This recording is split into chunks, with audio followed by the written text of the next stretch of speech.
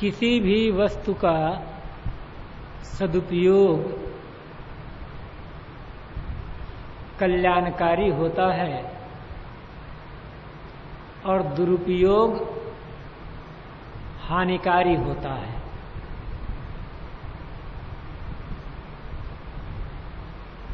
कोई चीज अपने आप में अच्छी और बुरी नहीं होती, हम उसका उपयोग कैसे करते हैं, उसका अच्छा और बुरा होना उपयोग पर निर्भर है।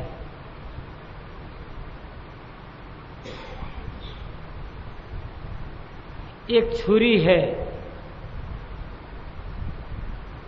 उस छुरी को आप अच्छी कहेंगे कि बुरी कहेंगे? छुरी केवल छुरी है,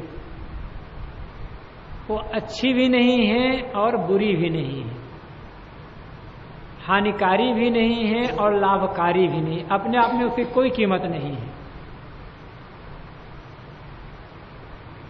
उसका उपयोग हम कैसे कर रहे हैं, उपयोग पर निर्भर है। वही छुरी किसी का प्राण ले सकती है, जीवन ले सकती है, और वही छुरी किसी को जीवन दे सकती है।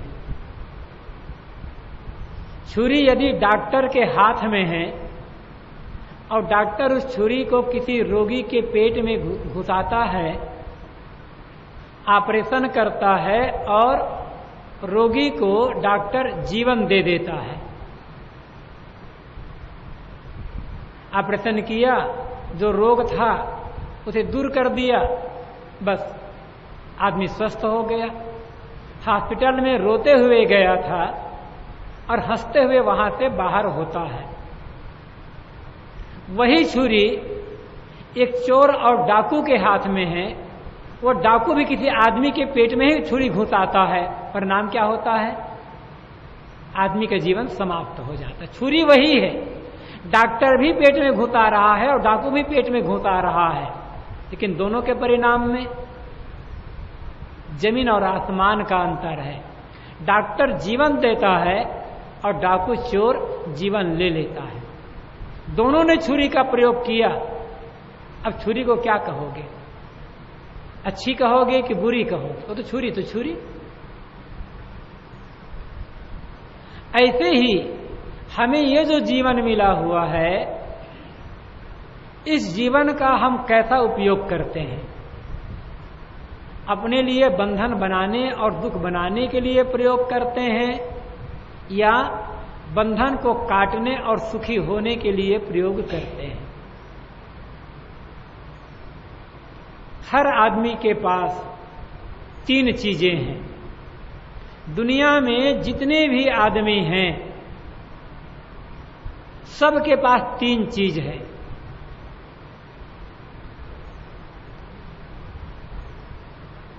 धनी हो, गरीब हो, साधु हो, गृहस्थ हो, स्त्री हो, पुरुष हो, कोई भी आदमी हो, हर आदमी के पास तीन चीज है।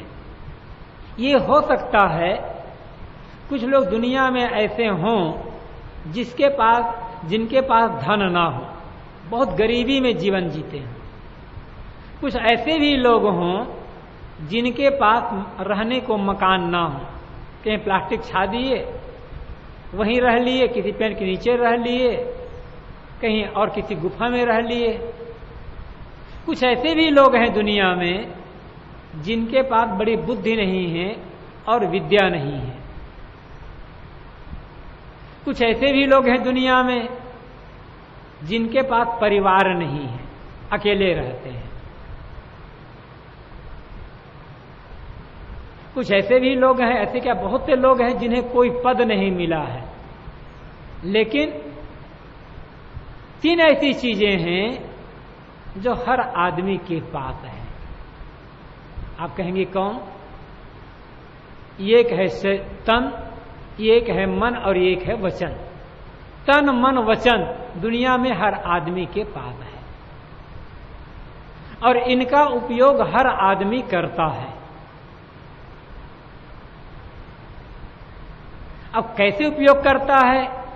उसी तन मन वचन का उपयोग करके एक आदमी दुष्ट और डाकू हो जाता है, उसी का उपयोग करके एक आदमी संत और महात्मा हो जाता है। उन्हीं तन मन वचन का उपयोग करता है, एक आदमी की पूरी दुनिया में निंदा होती है, और उन्हीं तन मन वचन का उपयोग करता है, एक आदमी की पूरी दुनिया में प्रशंसा होती है। हमारे पास दो हाथ हैं, इन्हीं हाथों से हम किसी के गला में माला पहना सकते हैं। माला पहना कैसे पहनाते हैं? दोनों हाथों में माला पकड़ के पहनाते हैं। तो दोनों हाथों से माला लेकर हम किसी के गला में माला डाल सकते हैं, और इन्हीं हाथों से हम किसी के गला में तलवार भी चला सकते हैं। हाथ तो हाथ है। हमारे पास मुख है, जबान है, उसी जबान से हम किसी को गाली भी दे सकते हैं, और उसी जबान से हम किसी की प्रशंसा भी कर सकते हैं। गाली देने वाली जबान अलग होती है, निंदा करने वाली जबान अलग होती है, प्रशंसा करने वाली जबान अलग होती है, ऐसा नहीं हो। जबान वही है। हमारी जैसी बुद्धि होती है वैसा हम करते हैं। बुद्धि यदि सही है तो जो चीज मिलती है हम सबका सदुपयोग करते हैं। बुद्धि खराब होती है तो जो चीज मिलती है हम सबका दुरुपयोग करते हैं। एक महात्मा एक जगह बैठे थे शांत। एक आदमी उधर से गुजरा, महात्मा को देखा और देखते ही क्रोधित हो गया। क्रोध में आकर उस महात्मा को उल्टा पलटा कहने लगा, बहुत गाली देने लगा, भद्दी भद्दी गालियां देने लगा। फिर भी महात्मा चुपचाप बैठे हुए थे। वो आदमी गाली दे रहा था, महात्मा शांत सुन रहे थे। थोड़ी देर पश्चात उसी रास्ते से एक आदमी और आया। उसने देखा महात्मा जी चुपचाप शांत बैठे हैं और ये आदमी गाली दे रहा है। खड़ा हो गया, देखा, सुना, अच्छा लगा नहीं। तो उसने दूसरे आदमी ने महात्मा से कहा, महात्मा जी ये आदमी आपको गाली दे रहा है, कड़ शब्द कह रहा है, आप चुपचाप शांत बैठे हैं, ऐसा क्यों? महात्मा ने कहा उसका मन, गाली देने उसको आनंद आ रहा है, मजा आ रहा है, दे ले गाली, मेरा तो कोई घाटा नहीं हो रहा है। मैं तो अपनी मस्ती में बैठा हुआ हूं, अपने ध्यान में, अपने भजन में बैठा हुआ हूं, मुझे भजन में आनंद आ रहा है, उसे गाली देने में आनंद आ रहा है। ठीक, गाली दे दो, मेरा कोई नुकसान तो होगा नहीं, और उस आदमी का आनंद आ गया, लाभ हो गया, अच्छा है। लेकिन दूसरे आदमी को संतोष नहीं हुआ। उसने कहा महात्मा जी आप यदि कहें तो इस आदमी को मैं ठीक कर दूं। महात्मा ने कहा इससे बढ़िया बात क्या होगी, और किसी आदमी को ठीक कर दो तो इससे बढ़िया बात क्या होगी, ये तो इस आदमी का भला हो जाएगा। लेकिन महात्मा ने कहा तुम इसे ठीक करने को कहते तो हो, लेकिन ये तो बताओ इसे ठीक करोगे कैसे? तो उस आदमी ने कहा ठीक करने के लिए कैसे ठीक करूंगा, 2 लाठी जमाऊंगा भी अब ठीक हो जाएगा। तो महात्मा ने कहा ठीक होगा कि बिगड़ेगा, और ये हाथ टूट जाएगा, पैर टूट जाएगा, सिर फूट जाएगा तो बिगड़ जाएगा, ये ठीक कैसे होगा? पहले ये तो देखो इस आदमी का हाथ बिगड़ा है कि पैर बिगड़ा है कि पीठ बिगड़ा है कि सिर बिगड़ा है, क्या बिगड़ा है? ठीक करना चाहते हो ना, तो इसकी बुद्धि बिगड़ी है, इस आदमी की बुद्धि को ठीक कर दो, अपने आप ठीक हो जाएगा। ये हर आदमी की बुद्धि बिगड़ी हुई है, हाथ पैर नहीं बिगड़े हुए, हाथ पैर तो जैसे के तैसे एक समान ही सबके। और बुद्धि में जो गड़बड़ी है उस गड़बड़ी को हम ठीक नहीं करते। इसीलिए ऐसा अनमोल जीवन मिला हुआ है, जिंदगी भर आदमी दुखी बना हुआ है। आदमी को सर्वश्रेष्ठ प्राणी कहा गया है, दुनिया का सिरमौर प्राणी। कोई प्राणी की बराबरी नहीं कर सकता, लेकिन जितना दुखी दुनिया में आदमी है उतना दुखी दुनिया में कोई प्राणी नहीं है। सबसे ज्यादा दुखी आदमी है।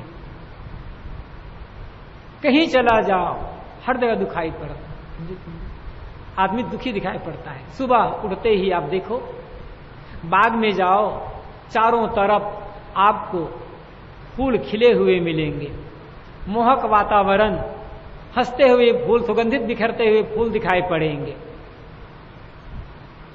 लगेगा कि पूरा वातावरण, पूरा बगीचा जीवंत हो गया है। सुबह उठते ही, सुबह उठने क्या 3 बजे के लगभग ही, 2:30-3 बजे के लगभग ही पक्षी चहचहाने लगते हैं, कोयल बोलने लगती है, अनेक प्रकार के पक्षी अपनी अपनी आवाज निकालकर बोलते हैं। ऐसा लगता है मानो संगीत गा रहे हैं। क्या है पक्षी के पास? रहने को मकान नहीं है, उनकी कोई खेती बाड़ी नहीं है कि चलो भाई खेती है तो धान बो दें, कुछ नहीं है उनके पास।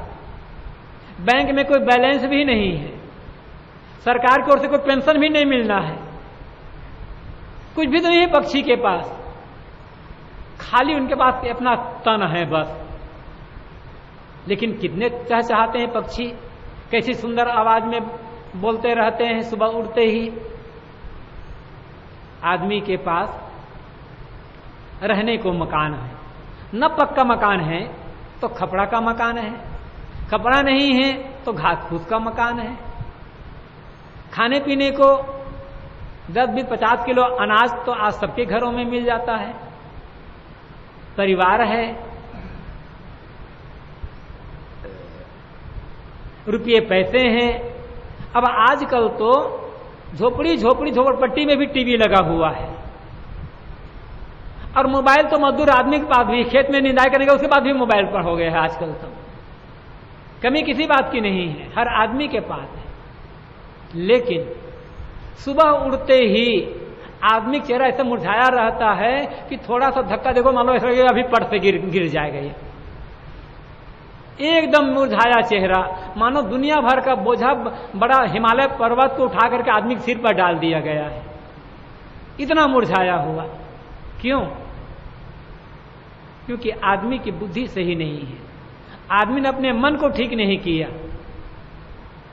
किसी कवि ने इसीलिए बड़े सुंदर ढंग से कहा है, फूल को देखो तो खिलता और महकता है, बुलबुल को देखो तो मस्ती में चहकता है, मगर इस इंसान को क्या हो गया भगवान, जब देखो तो कुढ़ता और बहकता है। हर समय शिकायत शिकायत शिकायत, आदमी शिकायत में डूबा हुआ है। लड़का बात नहीं मानता, पिता बात नहीं मानता, भाई बात नहीं मानता, पत्नी बात नहीं मानती, बहू बात नहीं मानती, पड़ोसी ऐसा करते हैं, पड़ोसी दुख देते हैं, ये नहीं मिला, वो नहीं मिला, ऐसा नहीं हुआ, वैसा नहीं मिला।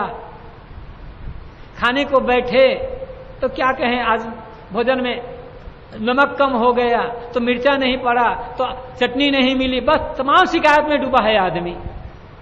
और शिकायत में डूबे हुए आदमी को जीवन में कभी सुख नहीं मिलेगा। सुखी रहना चाहते हो तो शिकायत करना छोड़ो। हर आदमी अपने अपने ढंग से व्यवहार करता है। अब जहां रहना है घर में, तो वहां किसी से गलती होती है तो उसे प्रेम से समझाओ।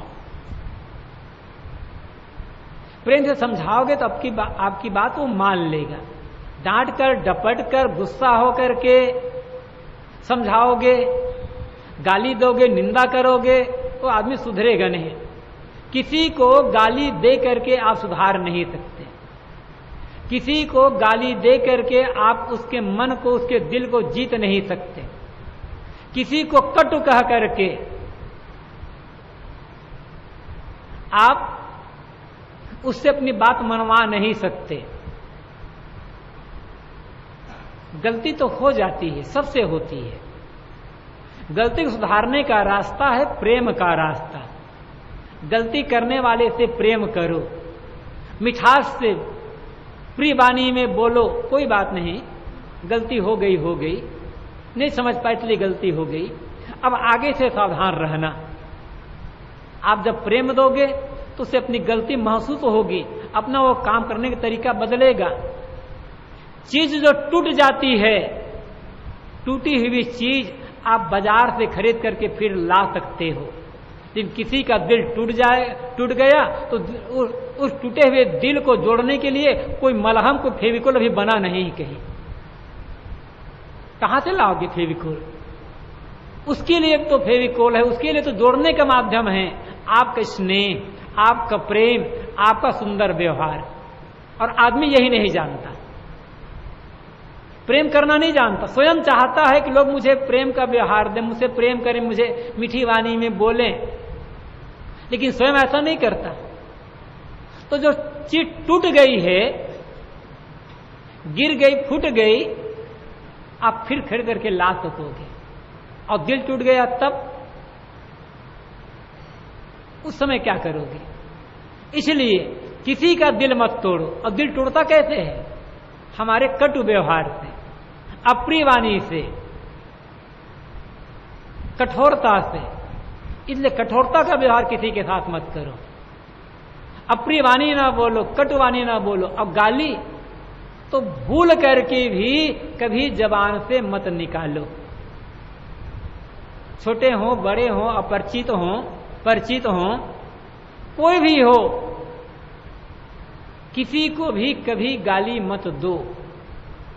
गाली देना हमारी असभ्यता है। जो असभ्य आदमी होता है वो गाली देता है, चाहे वो पढ़ा लिखा हो, अफसर भी हो, बड़ा विद्वान भी हो, लेकिन गाली दे रहा है, इसका मतलब वो आदमी असभ्य आदमी, जानवर है। अभी उसके भीतर का जानवर समाप्त नहीं हुआ है। फर्क इतना है कि जानवर पढ़ा लिखा नहीं होता है और वो पढ़ा लिखा जानवर है, इतना है बस। कभी किसी को भी भूल से गाली मत दो। और गाली कोई लेता नहीं है, गाली तो लौट करके देने वाले को ही मिलती है। वो कहानी सुनी होगी आप लोगों ने, मैं दोहरा देता हूं कि एक बार महात्मा बुद्ध अपने शिष्यों के साथ कहीं जा रहे थे। एक गांव से होकर के गुजर रहे थे, तो गांव के कुछ लोगों ने देखा और देखते ही गाली देना शुरू कर दिया। कुछ लोग ऐसे होते हैं, कभी महात्माओं की सेवा नहीं करेंगे, उनके पास जाकर के बैठेंगे नहीं, उनको देखेंगे नहीं कि क्या करते हैं क्या नहीं करते हैं। कोई जान पहचान नहीं, महात्माओं ने कोई बिगाड़ा भी नहीं, लेकिन पता नहीं उनका मन कैसा होता है, क्यों उनके मन में द्वेष होता है कि महात्माओं को देखते ही वे क्रुद्ध हो जाते हैं और नहीं कहने योग्य बात कहने लग जाते हैं। तो महात्मा बुद्ध को देखा तो गांव के कुछ लोगों ने और गाली देना शुरू कर दिया। महात्मा बुद्ध रुक गए, चुपचाप शांत सुनते रहे। तो एक तरफ से गाली कोई कब तक देगा, थक जाएगा। वो लोग थक करके चुप हो गए। थक कर जब चुप हो गए तब महात्मा बुद्ध ने कहा, भाइयों, आप लोगों के घर में कभी कोई मेहमान आता है या नहीं आता है? तो उन लोगों ने कहा, बहुत मेहमान आते हैं, हमारे यहां तो समय समय से 2-4-6 दिन में मेहमान आते ही रहते हैं। महात्मा बुद्ध ने कहा, बड़ी अच्छी बात। तो ये बताओ, मेहमान जब आपके घरों में आते हैं तो आप लोग मेहमान की सेवा करते हो कि नहीं करते हो? कहा कि सेवा क्यों नहीं करेंगे, हमारा कर्तव्य है मेहमान की सेवा करना। फिर बुद्ध ने पूछा, ये बताओ, तुम्हारे घर में जब मेहमान आए अब तुमने मेहमान के स्वागत में भेंट स्वरूप मेहमानों को कुछ दिया, अब मेहमान ने जो लेना था ले लिया, और जो चीज नहीं ली या पूरी चीज नहीं ली, आप लोगों ने दिया उन्हें और मेहमान ने स्वीकार नहीं किया, तो ये बताओ वो चीज किसकी होगी? तो उन लोगों ने कहा ये तो बड़ी सरल सी बात है, किसकी होगी? हमने दिया, मेहमान ने नहीं लिया, तो चीज हमारी की हमारी होगी और किसकी होगी? महात्मा बुद्ध ने कहा इसी प्रकार तुम लोगों ने अभी बहुत प्यार से मुझे गाली दी, अब मैंने एक भी गाली स्वीकार नहीं की, मैंने एक गाली को लिया नहीं, अब बताओ गाली किसकी होगी? और तो महात्मा बुद्ध की बात सुनकर सब शर्मिंदित तो हो गए। कैसे कहे कि गाली हमारी होगी? अरे नहीं तो गाली उन्हीं की तो बड़ी ना जिन्होंने दिया। तो गाली को कोई लेता नहीं है, गाली को स्वीकार नहीं करता, इसलिए कभी किसी को, चाहे बेटा हो, चाहे बहू हो, चाहे भाई हो, चाहे नौकर हो, किसी को गाली मत दो। कुछ लोग ऐसे होते हैं जो नौकर रखते हैं, अब तो नौकर रखने का प्रचलन खत्म हो गया, लेकिन दुकानों में अभी भी नौकर रखते हैं। दुकान तो बिना नौकर के चलती ही नहीं है, वहां काम करने वाले लोग होते ही होते हैं, लेकिन वे नौकरों को बिना मतलब बात बात में गाली देने लगते हैं। भाई आपने नौकर रखा है, क्यों रखा है? काम करवाने के लिए नौकर रखा है, और नौकर का काम है काम करना। ग्राहक आते हैं, सामान निकालना, दिखलाना, बेचना, बांधना, पैक करना, रुपया लेना, सब तो नौकर का काम है, नौकर ये करता रहता है। तो नौकर को आप मजदूरी देते हो, तनख्वाह देते हो, तो नौकर काम कर रहा है। नौकर को गाली दे रहे हो, इसके लिए भी कोई मेहनताना देते हो नौकर को? जब नौकरी आपने नौकर को रखा तो ये कह दे भाई देखो तुम 8 घंटा काम करोगे, उसके लिए महीने में मैं तुम्हें 2000 रुपया दूंगा, और मैं तुम्हें गाली भी दूंगा, तुम गाली सहोगे इसके लिए 5 रुपया दूंगा। ऐसा कोई शर्त हुई है क्या? ऐसा कोई शर्त तो नहीं हुई है, फिर गाली देने का अधिकार कहां है आपका? नौकर भी आदमी है, आप भी आदमी हैं। नौकर अपने पेट के लिए नौकरी कर रहा है, तो आप भी अपने पेट के लिए दुकान धंधा कर रहे हो, दोनों बराबर, कोई छोटा नहीं है, कोई बड़ा नहीं है, मूल रूप में मानव एक बराबर है। मैं कह रहा था कि कभी किसी को गाली मत दो, गाली देना केवल असभ्यता है, और गाली देकर अंत में अपना ही मन पश्चाताप करता है। शुरुआत यहां से हुई थी कि आदमी शिकायतों में उलझा हुआ रहता है, और शिकायत आदमी की अपनी कमजोरी। जो आदमी भीतर से जितना कमजोर होगा, जिसके मन में जितनी ज्यादा इच्छा कामना होगी, जितना ज्यादा अहंकार होगा, वह आदमी उतनी ज्यादा शिकायत करेगा। जिसके मन में ज्यादा इच्छाएं नहीं है, कामनाएं नहीं है, चाहनाएं नहीं है, अहंकार नहीं है, जिसकी बुद्धि संतुलित है, वह शिकायत क्यों करेगा? वह केवल काम करेगा, वह केवल सेवा करेगा। हमारा और आपका काम है सेवा करना। हमें जो शक्ति मिली है, बुद्धि मिली है, शरीर मिला है, धन मिला है, विद्या मिली है, जो कुछ मिला हुआ है, सबसे हम समाज की सेवा करें, लेकिन शिकायत किसी से मत करें। आप कामना रखोगे कि मैं कामना रखूंगा, मैं ऐसी सेवा करूंगा, तब लोग मेरी भी ऐसी सेवा करेंगे, और सेवा नहीं करेंगे तो शिकायत होगी। आप सेवा करो, किसी से कुछ चाहो मत, सब समय निष्काम रहो, आपका भीतर भरा भरा होगा, सब समय संतुष्ट रहेगा, और जहां मन में संतोष है तो शिकायत नहीं होगी। काम घर में है तो काम करना पड़ता है, काम करने के लिए बताना पड़ता है। काम बताना, व्यवहार के लिए निर्देश देना, वो अलग बात है।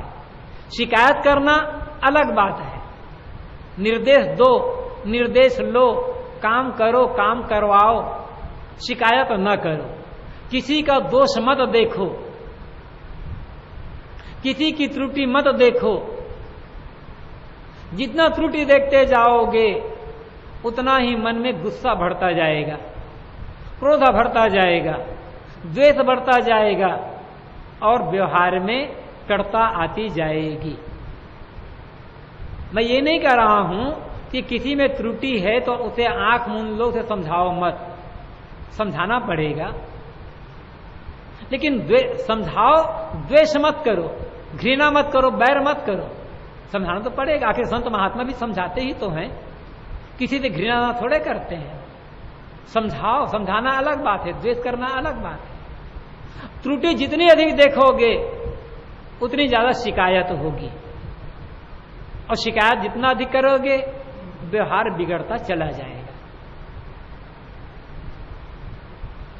कौन ऐसा आदमी है जिससे त्रुटि नहीं होती? कोई कह सकता है कि मुझसे जीवन में कभी भूल नहीं होगी, या भूल हुई ही नहीं है, मैंने कोई गलती की ही नहीं है? कोई नहीं कह सकता है कि छोटी बड़ी गलती हर आदमी से हुई है, आगे भी हो सकता है। तो ऐसे जब हमसे गलती होती है तो हम चाहते हैं कि लोग हमसे प्रेम का व्यवहार करें, तो दूसरे लोग भी तो चाहते हैं। कहते हैं कि एक बार ईसा मसीह एक जगह बैठे हुए थे, बहुत से लोग एक स्त्री को पकड़ करके लाए, और ईसा मसीह से उन लोगों ने कहा कि यह स्त्री व्यभिचार करते हुए पकड़ी गई है, हम लोग चाहते हैं कि पत्थर मार मार करके इस स्त्री को मार डालें, आपकी क्या आज्ञा है? अरब देश में अभी भी ये रिवाज है कि कोई स्त्री यदि व्यभिचार करते हुए पकड़ी जाए तो उसे लोग खुले मैदान में ले जाते हैं और चारों तरफ से घेर लेते हैं, और पत्थर फेंक फेंक करके मार, जब पत्थर सिर में लगता है कि नाक में लगता है कोई मतलब नहीं है, इतना मार डालते हैं। हाँ, और पुरुष पकड़ा जाए तब सांप छोड़ देते हैं। व्यभिचार स्त्री ने भी की, उसके लिए तो पत्थर मार फेंक फेंक करके मार डालेंगे। व्यभिचार पुरुष ने भी किया, उसके लिए कोई सजा नहीं है, सारी सजा स्त्रियों के लिए। तो ईसा मसीह के पास स्त्री को ले गए लोग और कहे कि स्त्री व्यभिचार करते हुए पकड़ी गई, हम इसे पत्थर फेंक फेंक करके मारना चाहते हैं, आपकी क्या आज्ञा है? ईसा मसीह ने कहा, तुम लोग बिल्कुल ठीक कहते हो, ऐसी दुराचारणी स्त्री को जीने का कोई अधिकार नहीं, इसको तो मार ही डालना चाहिए। लेकिन एक बात है, पहला पत्थर वही वह व्यक्ति मारेगा जिन्होंने जीवन में कभी कोई पाप नहीं किया है, जिन्होंने जीवन में कोई गलती नहीं किया है, और जिसके मन में कभी कोई कुविचार नहीं आया, पहला पत्थर वही मारेगा। अब चलो पत्थर मारना शुरू करो। सब लोग खड़े रह गए, सबके हाथ से पत्थर गिर गया, लोग अपने अपने घर लौट करके चले गए। कोई हिम्मत नहीं कर सका कि मैंने अपने जीवन में कभी कोई गलती नहीं की है, मैं पत्थर मारता हूं। तो भाई दूसरे की गलती देख करके क्रोध में जलते हो, अपनी गलती तो देखो। सज्जन वह है, सत्संगी वह है, भक्त वह है, पुजारी वह है जो अपनी गलती को देखता है और देख करके दूर करता है। एक मूर्तिकार एक अनगढ़ पत्थर को लेता है और छीनी और हथौड़ी से उस पत्थर को छिलना गढ़ना शुरू करता है, और छिलते गढ़ते से संवारते संवारते वही पत्थर एक दिन सुंदर मूर्ति बन जाता है। इतना बढ़िया मूर्ति बनता है कि देखते रहने का मन होता है, मन मुग्ध हो जाता है, ऐसा लगता है कि मानो अभी ये मूर्ति बोल देगी। और क्या होता है, उस मूर्ति में लोग प्राण प्रतिष्ठा करते हैं, मंदिर में स्थापित करते हैं, और फिर उसी पत्थर के को भगवान मान करके पूजते हैं। अभी देखो इसमें गणेश पर्व चल रहा है, जगह जगह गणेश की स्थापना हुई है। कैसे बना वो गणेश? कहीं की एक खेत में या मैदान में मिट्टी का ढेला पड़ा हुआ था, कलाकार उस ढेला को लाया, भिंगाया, राख डाला, कपड़ा डाला और रुई डाला और कुछ किया, फिर एक बांस का ठाट बनाया और उसी फिर गीली मिट्टी को लेपना शुरू किया और लेप करके सुंदर मूर्ति का आकार दे दिया। अब मूर्ति बहुत आकर्षक जान पड़ती है। कहीं वो ढेला पड़ा था किनारे में मैदान में आकर्षक नहीं जान पड़ रहा था, देख करके मन खुश नहीं होता था। कलाकार के हाथ में पड़ गया वो ढेला और कलाकार ने अपनी कला का उपयोग किया, सुंदर मूर्ति बना दिया। अब वो वही मिट्टी मूर्ति बन करके जगह जगह पूजी जा रही है। कहां से आए वो? तो उस कलाकार ने, उस मूर्ति बनाने वाले ने पत्थर को गढ़ा, छीला, संवारा। हम लोग अपने जीवन को गढ़े, छीले और संवारे। ये सुंदर जीवन मिला है हमें। जीवन जैसा सुंदर इस दुनिया में और आपको कोई दूसरी चीज मिलेगी ही नहीं। लेकिन दुर्भाग्य यह कि हम इस सुंदर जीवन को रोज रोज खराब ही करते चले जाते हैं। कलाकार ने तो अनगढ़ पत्थर को, बेडोल और कुरूप पत्थर को गढ़ छील करके सुंदर मूर्ति बना दिया और मूर्ति भगवान बन गए, अब पूजा जा रहा है। हम लोग क्या कर रहे हैं?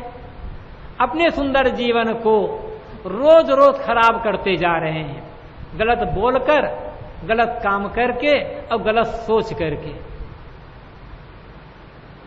जब हम पैदा हुए थे कौन सी खराबी थी हमारे जीवन में? सदगुरु कबीर ने तो कहा है, बीजक साखी प्रकरण की पहली साखी में साहब हमें बताते हैं हमारी वास्तविकता को और याद दिलाते हैं हमारी निर्मलता की। साहब कहते हैं, जहिया जन्म मुक्ता हता। जब तुम्हारा जन्म हुआ था तब तुम मुक्त थे। हर आदमी मुक्त होकर के पैदा होता है। कौन दोष था? जो अभी बच्चा पैदा हुआ है,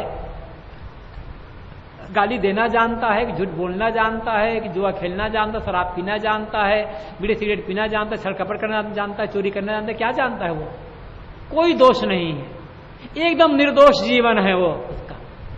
और निर्दोष जीवन, निर्मल जीवन ही तो मुक्त जीवन होता है। हर आदमी मुक्त होकर के, साफ पाक होकर के पैदा होता है, लेकिन उस निर्मलता को, उस निर्दोषता को हम बनाए नहीं रख पाते। ज्यों ज्यों हम बड़ा होते जाते हैं त्यों त्यों हमारे जीवन में दोष आते चले जाते हैं, विकार आते चले जाते हैं, गंदगी आते चले जाते हैं और एक दिन हमारा जीवन इतना दोषों से भर जाता है कि पहचानना भी मुश्किल होता है कि अभी ये जीवन निर्मल रहा होगा। उसी का परिणाम यह है कि अंतिम समय में जब दुनिया से जाने का अवसर आता है तब हमारे मन में बड़ी पीड़ा होती है, बड़ा क्लेश होता है, बड़ी अशांति होती है। अंतिम समय में मन में पीड़ा हो रही है तो समझ लो हम जीवन की बाजी को हार गए हैं। जीवन की बाजी जीतने का अर्थ है जब दुनिया से जाने का समय आए तब मन में कोई पीड़ा ना हो, कोई क्लेश ना हो। जैसे हम कहीं जाते हैं पहुना बन करके, जिसके घर हम पहुना बन करके गए, घर वालों ने हमारा बहुत स्वागत किया, सत्कार किया, आवभगत किया, खाने पीने की अच्छी व्यवस्था की, रहने की अच्छी व्यवस्था की, हर प्रकार से हमें सुविधा मिली। हम 2 दिन, 4 दिन, 6 दिन, 8 दिन, कहीं महीना भर रह गए। अब कहते हैं भैया अब जाने दो, अब घर जाना है मुझे, अब छुट्टी दो। वो लोग कहते हैं नहीं और रुको, 2 दिन और रह गए। फिर आपको तो अब तो जाने दो।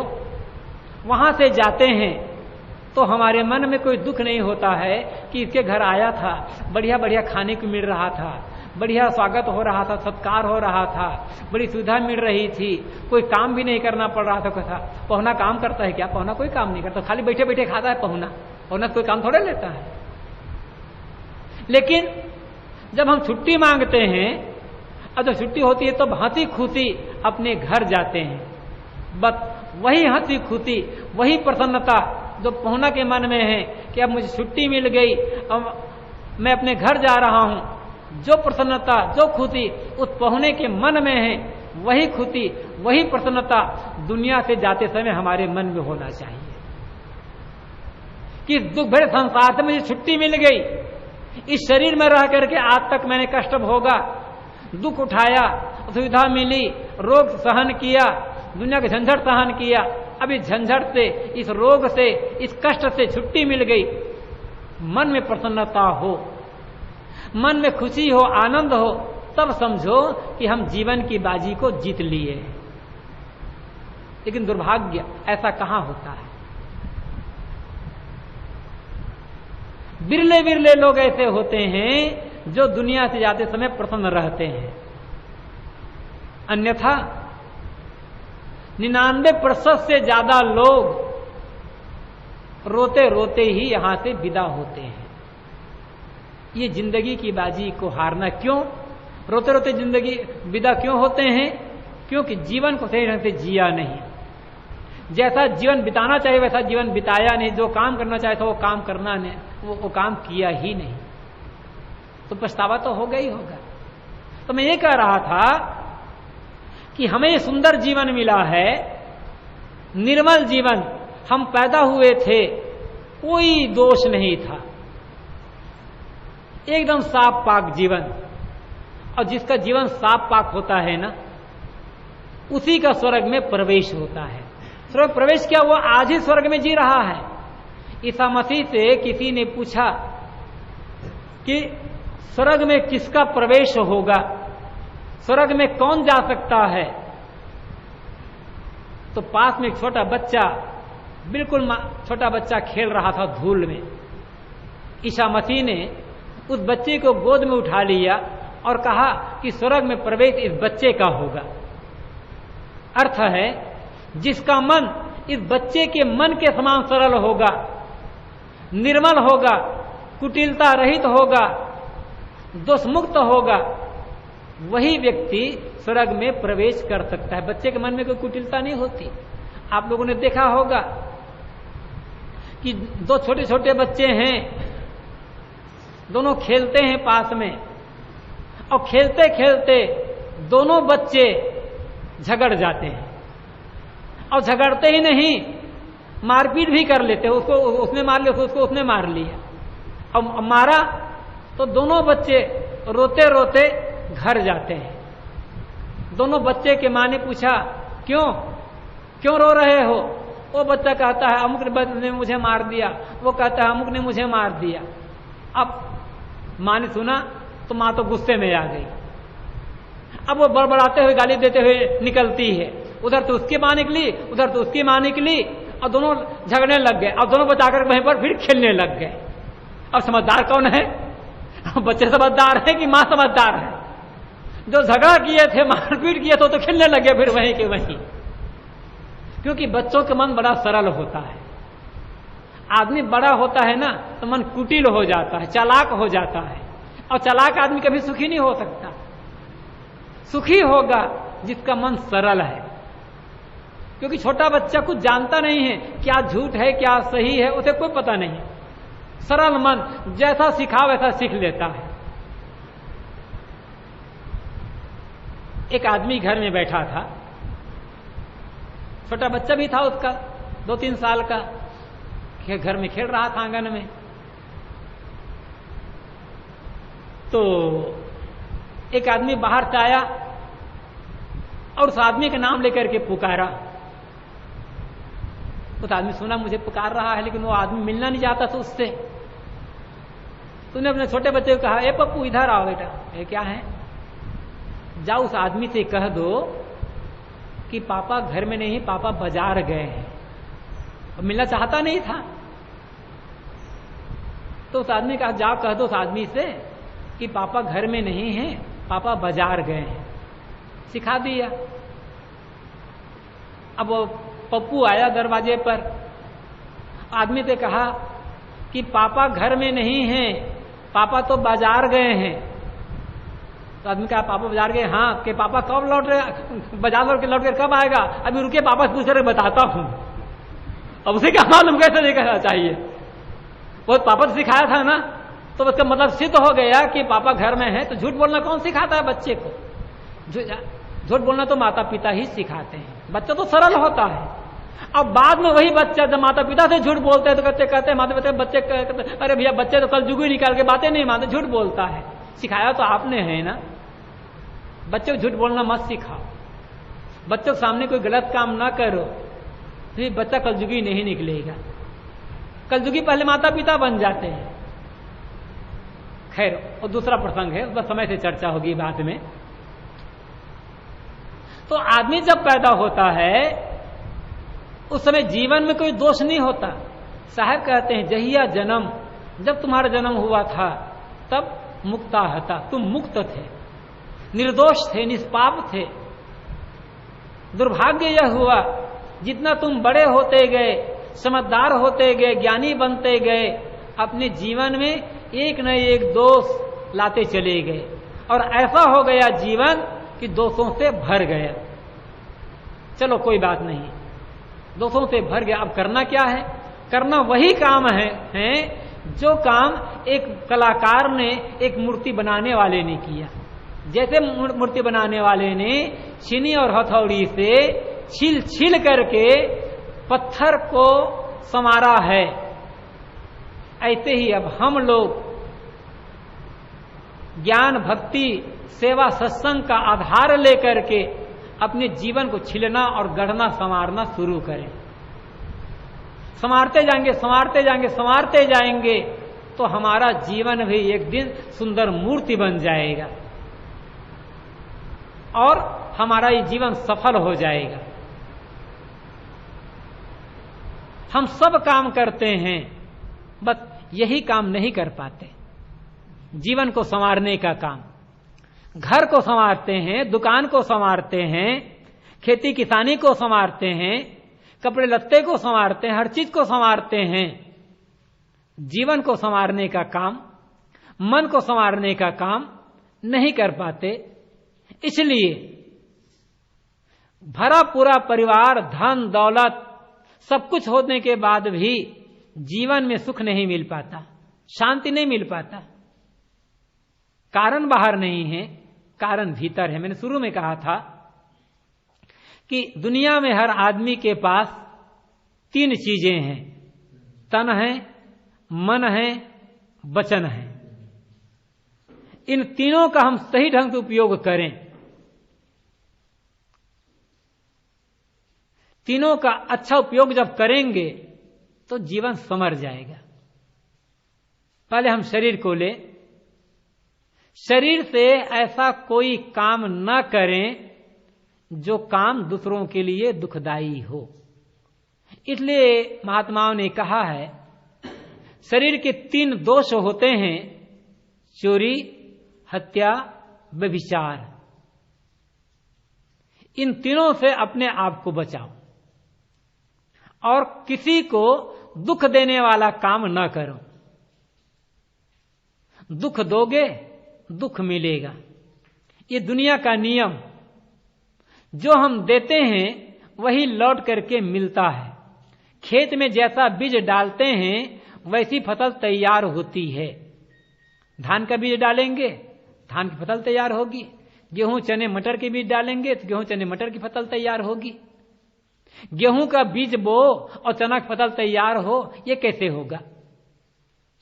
जैसी फसल चाहिए वैसा बीज डालो। जीवन में कोई आदमी दुख नहीं चाहता। यदि दुख नहीं चाहते हो तो दुख देना बंद कर दो, बस दुख नहीं मिलेगा। और दुख दोगे और सोचोगे कि सुख मिल जाए, नहीं मिल पाएगा। कबीर कमाई आपनी निष्फल कभी न जाए, बोया पेड़ बबूल का आम कहां से खाए। बबूल का पेड़ बो करके आम का फल खाने की इच्छा करना अपने को धोखा देना है। हम लोग यही कर रहे हैं, अधिकतम लोग यही कर रहे हैं। गलत काम करते जा रहे हैं, गलत सोच रहे हैं, गलत बोल रहे हैं, गलत काम कर रहे हैं और चाहते हैं कि जीवन में सुख मिल जाए। कहां से मिलेगा? और सुख नहीं मिलता तब तमाम पूजा पाठ हवन तर्पण भी कर रहे हैं। जहां से होना चाहिए सुधार, वहां सुधार नहीं करते। बबूल का पेड़ बो, कहीं से आप बबूल का बीज ले आओ और बबूल का बीज बो करके रोज वहां अखंड कीर्तन करो, अखंड पाठ करो, जगराता करो, नाम जपो, माला फेरो, आरती वंदना करो और गंगा जल ला करके उस बबूल के बीज को रोज सींचो। अब ये सोचो, जब से मैंने बबूल का बीज डाला है जमीन पर, रोज इसे गंगा जल से सींच रहा हूं, यहां पर अखंड पाठ कर रहा हूं, अखंड कीर्तन कर रहा हूं, जगराता कर रहा हूं, नाम जप रहा हूं, पूजा पाठ वंदना कर रहा हूं। अब इस बबूल में कांटे नहीं आएंगे, गेंदा का फूल आएगा। तो क्या कहेगा? आदमी पागल हो गया है। अरे बबूल का बीज बोए हो तो गेंदा का फूल कहां से आएगा? उसमें तो कांटे आएंगे ही आएंगे। इसी प्रकार से जब करना गलत है, बोलना गलत है, सोचना गलत है, दूसरे को दुख दे रहे हो, 1000 भगवान की पूजा कर लो, दुख ही मिलेगा, सुख नहीं मिलेगा। भगवान क्या करेगा? पूजा बिल्कुल मत करो, पाठ बिल्कुल मत करो, अखंड जागरण अखंड कीर्तन बिल्कुल मत करो, आरती वंदना कुछ मत करो। गलत करना छोड़ो, गलत बोलना छोड़ो और गलत सोचना छोड़ो और दुख देना बंद कर दो, अपने आप सुख मिलेगा। बुनियादी बात आदमी समझता नहीं है, बुनियादी चीज से दूर, क्योंकि इसमें मेहनत पड़ती है।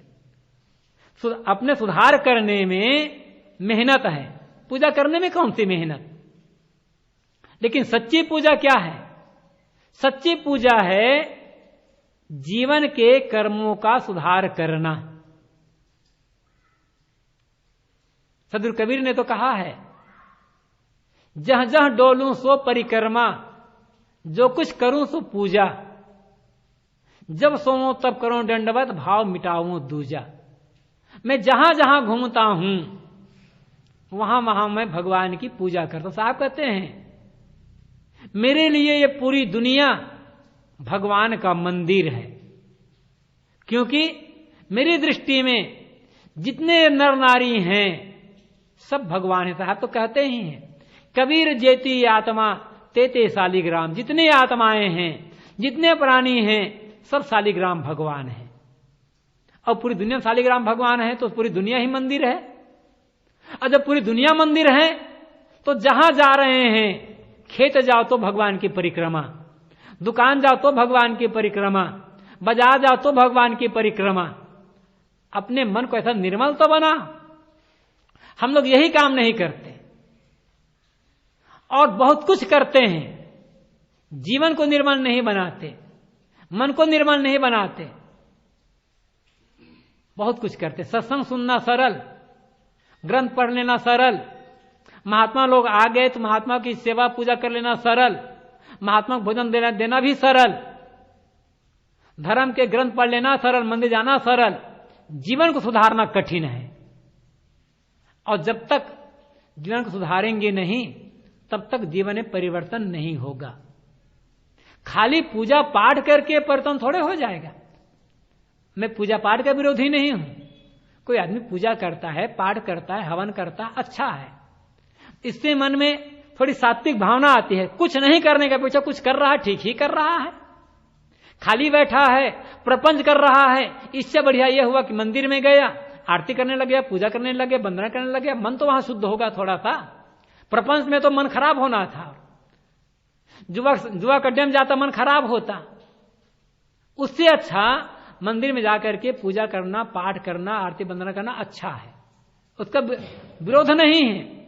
लेकिन उतने से जीवन में सुधार नहीं होगा। सुधार होगा जब कर्म सही होगा तब। पूजा करने मात्र से जीवन में बदलाव आता तो अब तक हमारे जीवन बदल गया होता। लक्ष्मी की पूजा भारत में ही होती है, विदेश में लक्ष्मी की पूजा नहीं होती। अभी दीपावली आने वाली है 2 महीना बाद, घर घर में लक्ष्मी की पूजा। और लक्ष्मी की पूजा ही नहीं, हर विद्यालय में सरस्वती की पूजा, प्रार्थना होती ही है। बहुत सारे विद्यालयों में सरस्वती की प्रार्थना होती, पूजा होती, सरस्वती चित्र बनाए रहते हैं कि सरस्वती विद्या की देवी है, लक्ष्मी धन की देवी है, और हनुमान जी, गणेश जी विघ्नहर्ता हैं। गणेश की पूजा कर लो, सारे विघ्न दूर हो जाएंगे। हनुमान की पूजा करोगे, सब भूत प्रेत पिशाच भाग जाएंगे। हनुमान की पूजा करोगे तो हनुमान बल के प्रतीक हैं, बहुत बल मिल जाएगा। ये आपकी भावना है, इस भावना रखकर पूजा करते हो, कोई बात नहीं है। लेकिन इतना विचारना चाहिए, लक्ष्मी की पूजा करने मात्र से धन आता तो भारत में भी एक भी आदमी कंगाल नहीं होता, सब धनवान हो गए होते। बढ़िया है, बाजार में गए, 2 रुपए की मूर्ति खरीद लिए और पूजा कर लिए। 2 रुपए की मूर्ति खरीदो, 2 लाख मिल जाएगा, बहुत सस्ता उपाय है। लेकिन लक्ष्मी की पूजा रोज कर रहे हैं बहुत से लोग, धनवान कहां बन रहे हैं?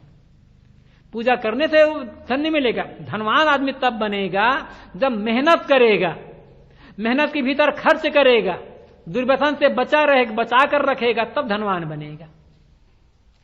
सरस्वती की पूजा करने से विद्या आती तो भारत में भी आदमी अनपढ़ होगा और अंगूठा छाप नहीं होता। बढ़िया है, सरस्वती पूजा कर लो, विद्या आ जाएगी, पढ़ने की क्या जरूरत।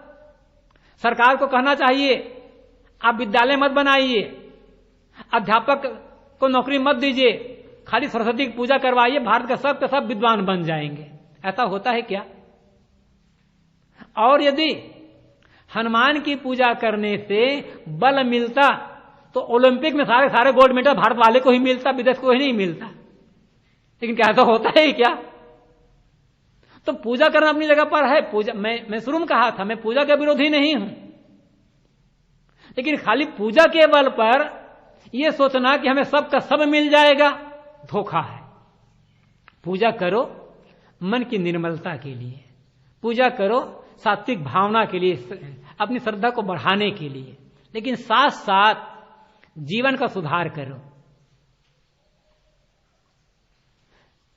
जीवन का सुधार नहीं हो रहा है।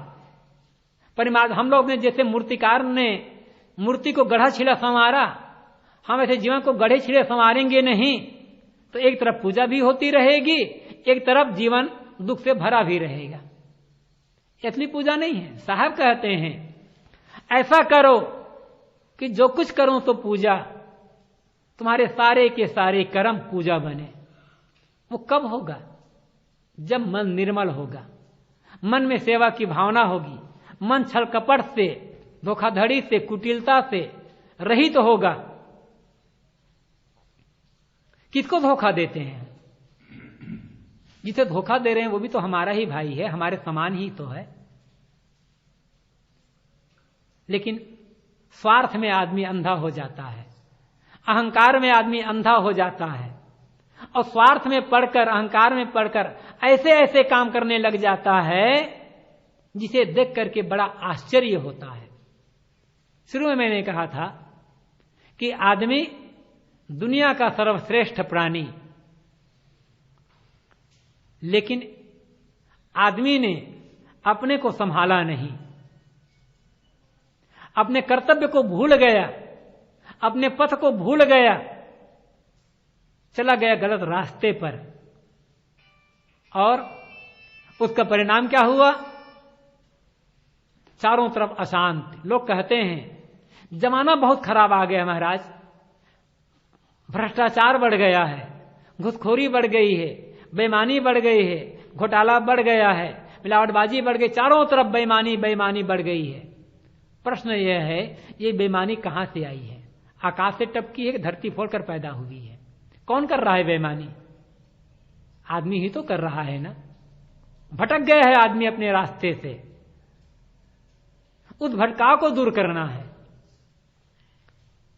हम दुनिया का सुधार नहीं कर सकते, सुधार अपना तो कर सकते हैं।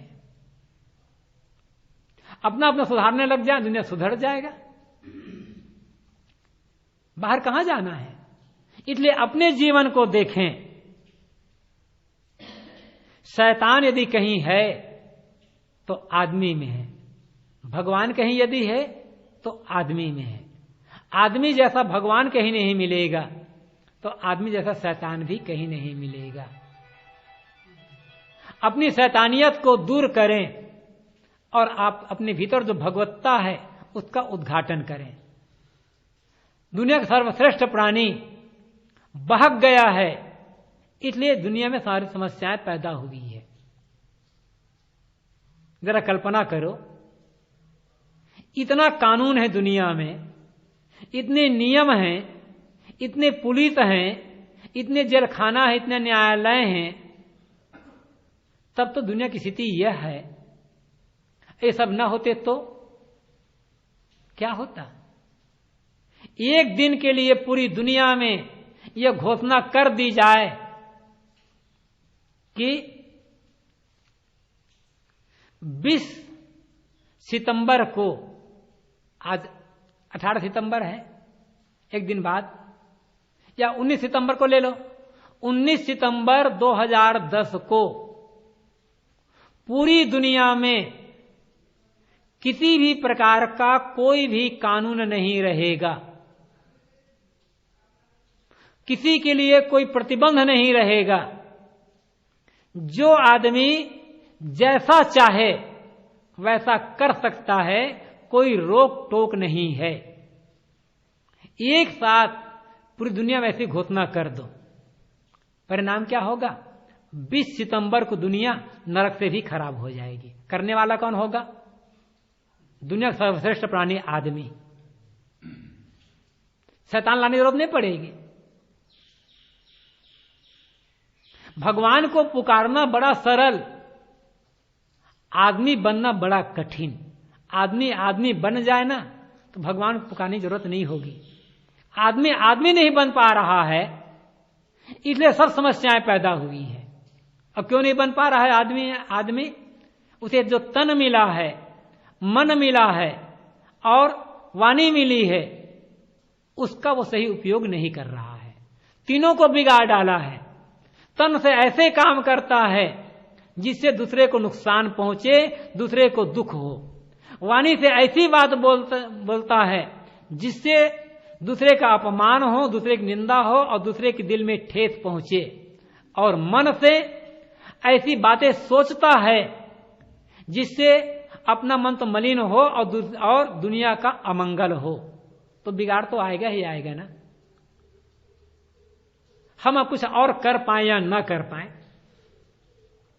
सेवा नहीं करते कोई बात नहीं, ज्ञान भक्ति विवेक विचार साधना में आगे नहीं बढ़ पाते कोई बात नहीं।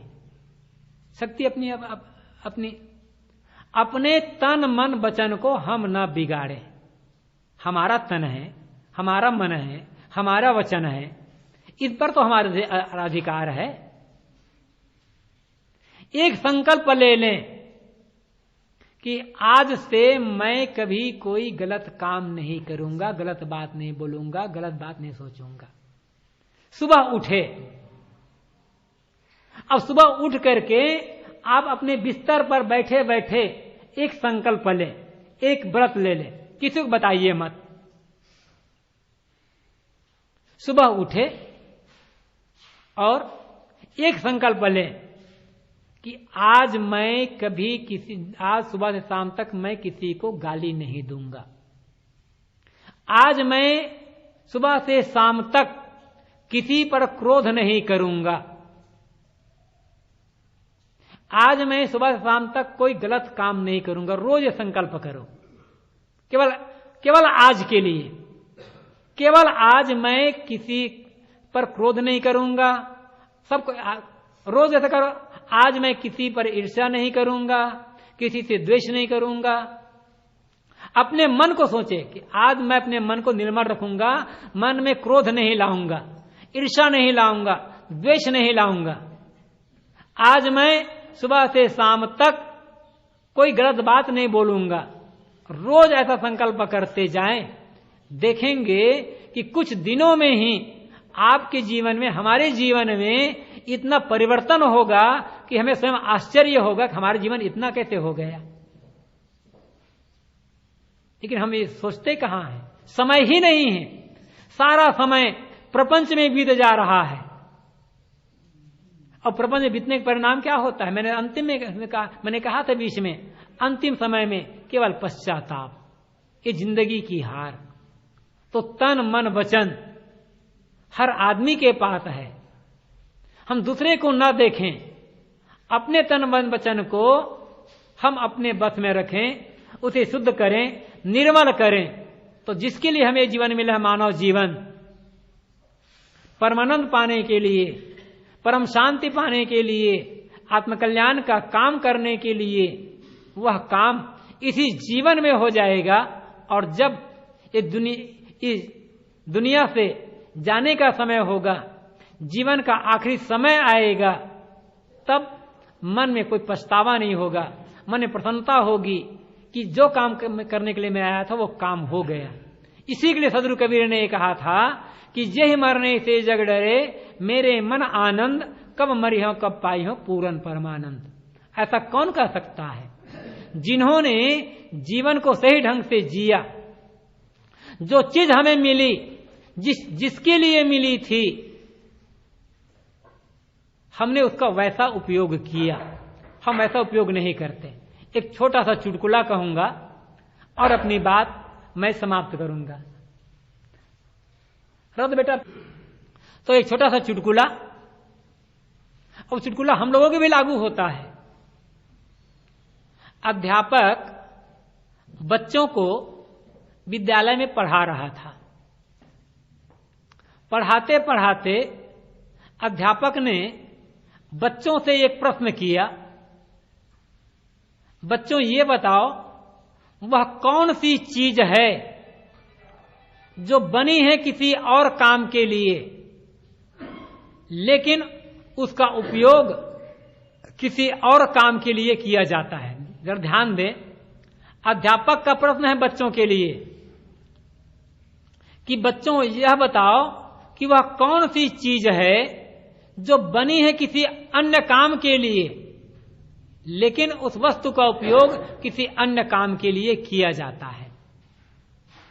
सब बच्चे चुप। 5 मिनट बीत गया, किसी बच्चे ने उत्तर नहीं दिया। फिर अध्यापक ने फिर कहा, बच्चों बताओ चुप क्यों हो? एक बच्चा खड़ा हुआ और हाथ जोड़ करके कहा, सर मैं बताऊं? हाँ बताओ, लेकिन सर एक बात है। कि क्या? मेरे उत्तर से आप नाखुश ना होइएगा, मेरे उत्तर से आप क्रोध मत करिएगा, तब बताऊंगा। ये कि हाँ बताओ। तो बच्चे ने कहा, सर आपके हाथ में जो रूल है ना, डंडा, ये बना हुआ है लकीर खींचने के लिए, लेकिन आप इसका उपयोग करते हैं हम लोग मारने के लिए। जो रूल है बना हुआ है लकीर खींचने के लिए, और उसका उपयोग करते हम लोग मारने के लिए। ये चुटकुला हुआ। ऐसे ही हम लोगों को ये जो जीवन मिला हुआ है, आत्मकल्याण का काम करने के लिए और दूसरों की सेवा करने के लिए, लेकिन इस जीवन का उपयोग हम लोग करते हैं दूसरों को दुख देने के लिए और अपना बंधन बनाने के लिए। हम लोग गलत रास्ते में जा रहे हैं। गलत रास्ते में जाना बंद करें और जो जीवन मिला हुआ है उसका सही उपयोग करें, और इसी उपयोग की कला सीखने के लिए जीवन क्यों मिला है, कैसे जीना चाहिए, क्या करना चाहिए, क्या नहीं करना चाहिए, इसकी सीख लेने के लिए ही सत्संग का आयोजन समय समय पर होता है। कबीर आश्रम सकरी में 10 दिनों का जो सत्संग चल रहा है, इसी जीवन को सही ढंग से जीने के लिए, इसका सही उपयोग करने के लिए यह आयोजन हुआ है। हम लोग इस सत्संग में आकर के ज्ञान की बातें सुने, समझें, मनन करें और जीवन में आचरण करें, ताकि जो जीवन हमें मिला है आत्मकल्याण का काम और सेवा करने के लिए, उसी में लग करके इस जीवन का सही उपयोग करके आत्म शांति का लाभ लें। यहीं पर अपनी वाणी को मैं विराम देता हूं।